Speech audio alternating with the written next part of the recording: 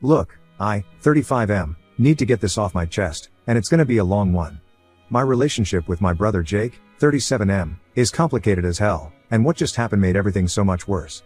We're complete opposites, always have been. Back in school, I was that nerdy kid who'd spend lunch breaks in the computer lab, while Jake was out there getting suspended for putting fireworks in the school toilets. Mom and Dad kept saying he'd grow out of it, but he didn't. Here's the thing about Jake, he's got a rap sheet longer than my grocery list. I'm not even exaggerating. Last time I checked, he'd been arrested like 6 times. There's always something: getting into fights outside bars, passing out drunk at the mall, getting caught with drugs in his car. Our family's constantly cleaning up his mess. Every other month someone's getting a call at 3 a.m. to pick him up from the police station. And this dude actually brags about it to his friends like it's something to be proud of. Meanwhile, I'm basically the most boring person you'll ever meet, and Jake never lets me forget it. Every time we're together, he's got something to say about how I need to live a little. His favorite line is, "Life isn't worth living if you don't get into a bit of trouble once in a while." Like, dude, I'm not gonna trash my career just to prove I'm not boring. My idea of a wild night is ordering dessert after dinner or maybe staying up late playing video games with my friends. Jake thinks that's pathetic, but whatever. I work as a systems engineer, dealing with satellite communications. Yeah, I know, total nerd alert. But it's actually pretty cool, and I make good money doing it. The catch is, I need a security clearance for all the government contract stuff we handle. They check everything about me every few years, and I mean everything. My record's so clean it squeaks. No parking tickets, no noise complaints, nothing. I've worked my ass off to get where I am, and I'm not about to mess that up. Jake and I basically live in different worlds now. He's not a bad guy deep down, and I don't hate him or anything. But every time we hang out, something crazy happens. Last Christmas, he tried to start a fight with our neighbor over a parking spot. The time before that, he almost got arrested at my company picnic. It's exhausting having to be on high alert whenever he's around, so I just started avoiding him. It's easier that way. The final straw came after this stupid incident at a bar downtown. Some random guy accidentally bumped into Jake while walking past, and Jake just lost it. Started screaming in the guy's face about respect, pushed him into a table. I had to literally drag him out of there before the cops showed up. Instead of being grateful, he was pissed at me for ruining his fun. That's when I knew I was done playing babysitter to a 37-year-old man who acts like an angry teenager. My parents are just as bad, honestly. They've been making excuses for Jake since we were kids. First it was boys will be boys, then he's just going through a phase, and now it's always he just needs one more chance. They've spent thousands bailing him out and paying for lawyers. He can't keep a job because he either picks fights with customers or gets caught stealing from the register. Last month he got fired from McDonald's for threatening his 19-year-old supervisor. Guess who had to pick him up from the police station? Me. My parents completely lost it when I finally stepped back from Jake's drama.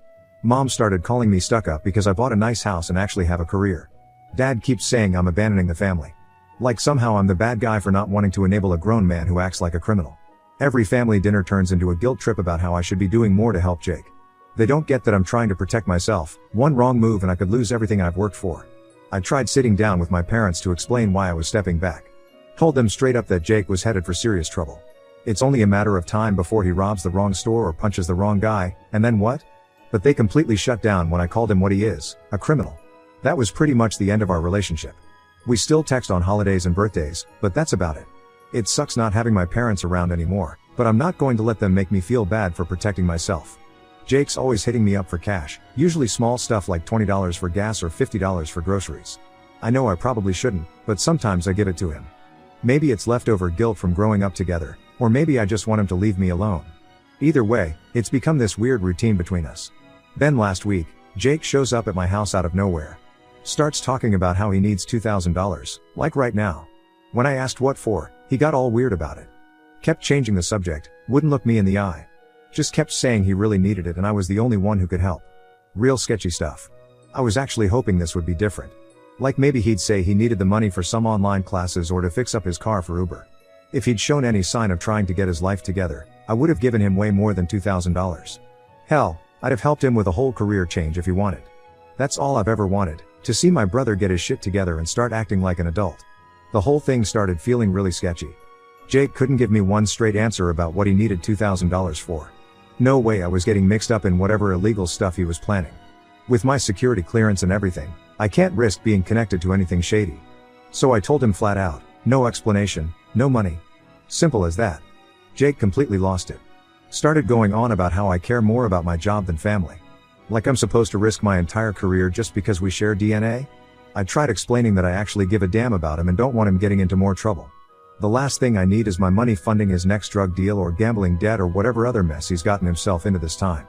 That's when he really went off. Started screaming about how I think I'm better than him because I've got a good job. Pulled out his favorite excuse about how I was born smart and everything's been easy for me. It's the same BS he's been saying since high school whenever anyone tries to get him to straighten up. According to Jake, the universe is against him and nothing's ever his fault. I'm so tired of that born smart garbage. We went to the same schools, had the same teachers, same everything. The difference is I busted my ass studying while he was out getting drunk. Even now, I spend my weekends learning new programming languages and taking online courses to stay current in my field. Nobody handed me anything, I worked for every bit of what I have. When I pointed this out, Jake just got even madder. That's when I lost my cool too. I was just so done with his victim mentality. Started yelling about how everything's always someone else's problem. If he gets fired, it's because his boss is a jerk. If he gets arrested, it's because the cops are out to get him. If he's broke, it's because mom and dad didn't help enough. I told him straight up that his life was a mess because he refuses to take responsibility for anything. Maybe I shouldn't have gone off like that, but I was just so frustrated. The look on Jake's face scared me for a second. His hands were balled into fists, and I honestly thought he was about to take a swing at me. Instead, he just stormed out and slammed my door. I figured he'd cool off after a few days like usual, then show up again next time he needed money or a ride somewhere. That's how it always went with Jake. But something was different this time. A few days later, I went for a quick bike ride to the store around 9 p.m. Just needed to grab some stuff for dinner and get some exercise. I wasn't even gone an hour. When I got back, something just felt wrong. You know that feeling when something's not quite right but you can't put your finger on it? Then it hit me, my living room lights were on. I'm super careful about stuff like that, always double check everything before leaving. I specifically remembered turning them off before going out. My stomach dropped as I stood there in my own house, realizing someone had been inside while I was gone. At first glance, nothing major seemed stolen. My TV and PS5 were still sitting there in the living room. All my other expensive stuff looked untouched too. For a minute, I thought maybe I was just being paranoid about the lights. Then I went to check my bedroom, and that's when I knew for sure someone had been in here. My desk drawers were a mess. Most people probably wouldn't notice, but I'm super OCD about keeping everything organized. Someone had definitely gone through all my stuff. Papers were shuffled around, desk organizers were moved, and the drawers weren't even closed properly. The more I looked around, the more obvious it became that someone had searched my entire bedroom. I was freaking out pretty bad at this point. Some stranger had just walked into my house and gone through my personal stuff. I grabbed my phone to call the police, but then remembered something that might help. My Tesla was parked in the driveway all night with Sentry mode on. I'd been meaning to install security cameras in the house but kept putting it off. Maybe my car caught something. Holy shit, did it ever? I pulled the flash drive from my car and checked the footage on my computer. The camera caught everything. This guy walking up my driveway, trying to open my car door like an idiot, and then heading toward my house. Best part?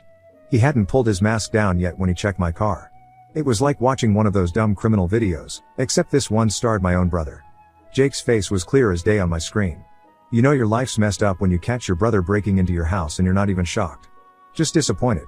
Like watching a train wreck you saw coming miles away. On paper, it's simple, someone breaks into your house, you call the cops. But this wasn't some random burglar, it was Jake. The same guy who used to stick up for me when kids picked on me in middle school. But he also just violated my home, the one place I'm supposed to feel safe. I sat there for a long time, staring at that video, trying to figure out what to do. I decided to check what was missing first. Walked through the whole house making a list. He didn't take any of the obvious stuff like my TV or PlayStation. Instead, he grabbed whatever cash he could find and some smaller valuable things. The real kick in the teeth was what he chose to steal.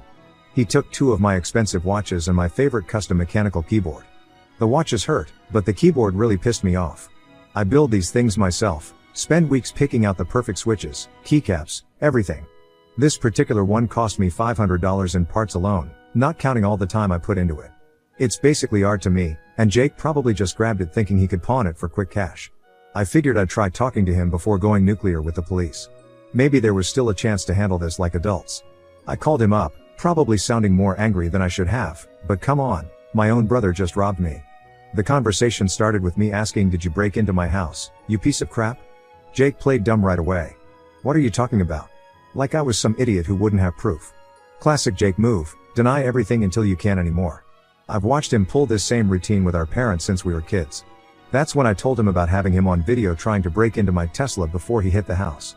The line went quiet for a minute. I could practically hear him trying to figure out if I was bluffing. Then he must have remembered my car has cameras because he finally gave up the act.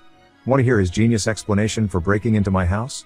Because I wouldn't just give him the $2,000 when he asked for it earlier. That's it. That was his entire justification for burglarizing his own brother's home. Like somehow not giving him money made it okay for him to rob me. I told him he'd reached a new level of stupid, even for him. But Jake just started screaming about how this was all my fault. According to his twisted logic, I forced him to break in by not handing over my money like a good brother should. He actually tried to make me feel guilty about getting robbed by my own brother. The conversation just kept going in circles. Jake wouldn't accept that breaking into someone's house is wrong, even if that someone is your brother who wouldn't give you money. He kept twisting everything around, trying to make me the bad guy.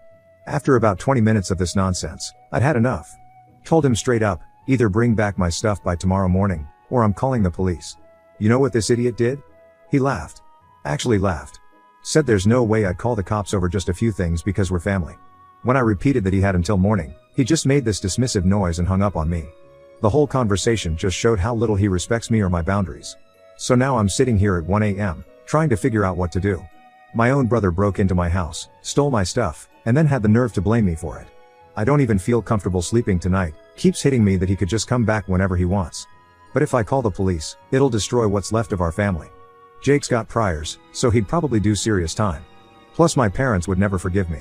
They'd probably take his side like they always do. Update 1. So I finally made my decision. Not gonna lie, it really hurts, but I know I did the right thing. I tried everything possible to handle this without getting the police involved, but my family didn't leave me much choice. Right after everything went down that night, I called my parents. Looking back now, I don't know what I expected. Maybe I thought they'd finally see how far Jake had gone this time and they'd realize their precious boy had crossed a serious line by breaking into his own brother's house. Nope. They jumped straight to defending him, just like they always do. Dad started in with his usual family loyalty speech. We need to look out for each other, he said, like I was the one who did something wrong.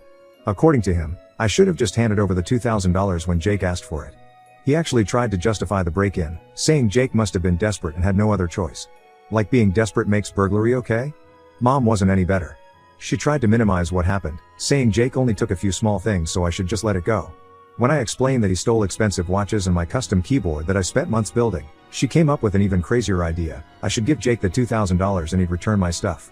That's right, my own mother suggested I should pay ransom to my brother for my own belongings. When I asked Mom if she was seriously suggesting I pay ransom to my own brother for stuff he stole from me, she just started mumbling about family sticking together. Couldn't even give me a straight answer because I think even she knew how ridiculous it sounded.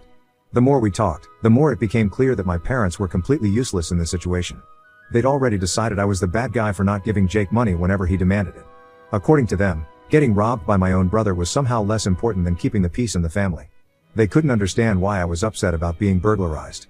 Finally, I'd had enough of their enabling BS. Told them straight up that if they couldn't get Jake to return my stuff by morning, I was calling the police. No more threats, no more discussions, just facts. Either my stuff comes back, or I'm pressing charges. That's when they really lost it. Dad started shouting about how I was heartless, saying I'd destroy Jake's life over just a few things. Like I was the one who broke into someone's house and stole their stuff. I just told him Jake had already wrecked his own life with his choices, and I wasn't going to let him drag me down with him. Then I hung up because I couldn't take any more of their guilt trips. Next morning came and nothing had changed. No text, no call, no returned items. I decided to give Jake one final chance and called him. You know what this idiot did? He laughed. Actually laughed and said you won't call the police. That's when everything clicked into place. Jake wasn't worried about getting caught on camera or anything because he didn't think I had it in me to actually do anything about it.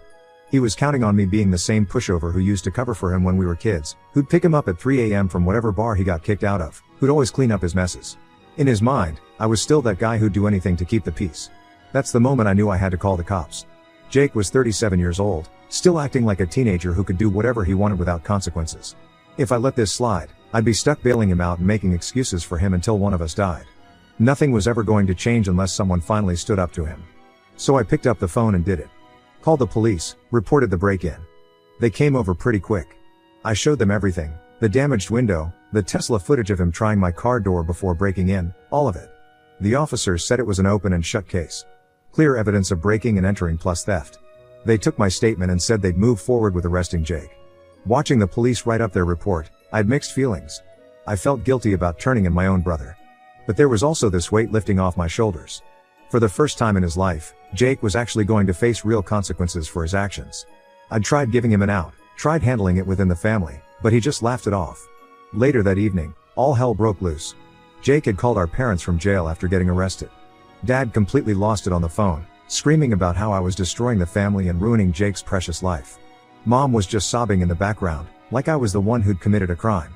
I just told Dad straight up that I wasn't the one who ruined Jake's life, he'd done that himself, with plenty of help from them enabling his behavior for 37 years.